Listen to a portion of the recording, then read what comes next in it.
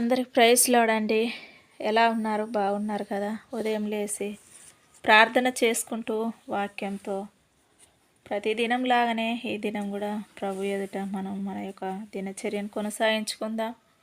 ప్రభు తప్పకుండా అన్ని పరిస్థితులను మార్చి మన స్థితిగతులను తన చేతిలో పెట్టుకొని ప్రభు నడిపించే దేవుడు ఉంటున్నాడు.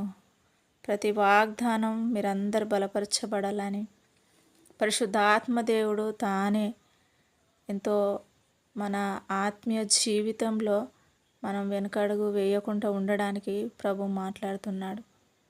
ప్రతి వాగ్దానం దీవెనకరమైందండి.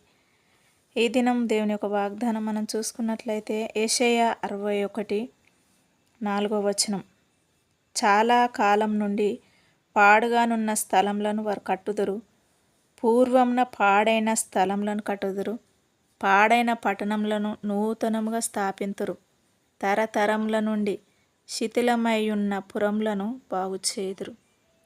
గాడ్ బ్లెస్ యూ అండి. ఎంత మంచి వాగ్దానం కదా! దేవుడు మంచి ప్లస్కరమైన వాగ్దానం మనకు అందిస్తుంటున్నాడు.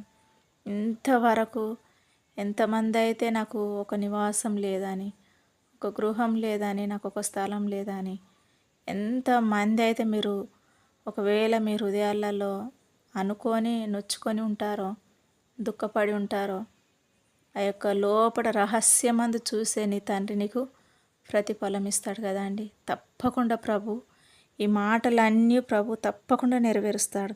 చాలా కాలం నుండి పాడుగానున్న స్థలంలను వారు కడుతురు అని అంటున్నాడు. పూర్వమైన పాడైన స్థలంలను కడుతురు అని అంటున్నాడు.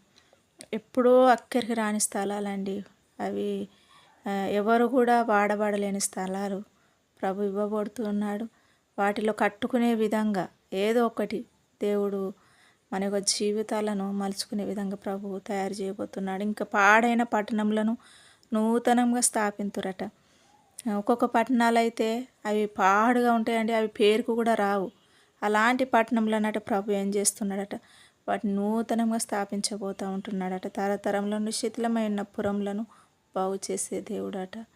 మన బ్రతుకులు కూడా ఇలాంటి పరిస్థితుల్లోనే ఒకవేళ ఉండి ఉన్నట్టయితే దేవుడు తప్పకుండా ఆ విధంగా స్థాపించే దేవుడు, నూతనపరిచే దేవుడు, కట్టించే దేవుడు, ప్రతి బంధకంలో నుంచి ప్రభు విడిపించే దేవుడు అయి ఉంటున్నాడు. కాబట్టి తప్పకుండా ప్రభు యందు నమ్మకం ఉంచండి.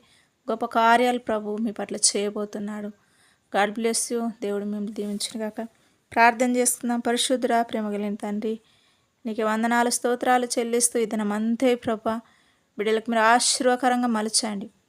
మీరే సహాయము దయచేసి హృదయంలో ఉన్న రహస్యం లేనిగిన దేవుడు ప్రభా అన్ని విషయంలో క్షేమం దయచేయమని యేసు నామములో వేడుకుంటున్నాను మా తండ్రి. ఆమేన్.